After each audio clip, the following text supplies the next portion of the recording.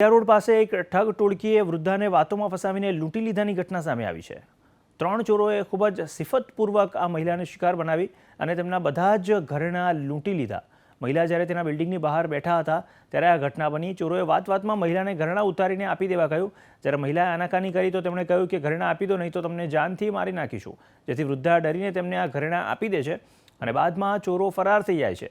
આ કામ ચોરોએ એટલી શાંતિથી અને સિફતપૂર્વક કર્યું કે કોઈને ખબર પણ ન પડી। ઘટના દુકાનના સીસીટીવી કેમેરામાં કેદ થઈ ગઈ। આ ઘટનાની ફરિયાદ નયાનગર પોલીસ સ્ટેશનમાં નોંધવામાં આવી છે।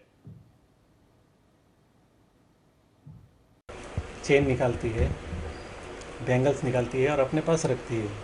तो उसके बाद जो आदमी था उसने अंदर से कागज़ निकालता है। एक आदमी बोला ये इसमें रख दो, तो माँ ने बोला ठीक है हम पुड़िया मार के हम हमारे पास रख देंगे। फिर भी वो ज़बरदस्ती करता है, लेता है और बाद में गुमराह कर देते हैं उनको तीनों जन। उसके बाद वो अपने हाथ में दूसरे हाथ में लेके अपने जेब में डाल देता और कागज़ थैली में डाल देता।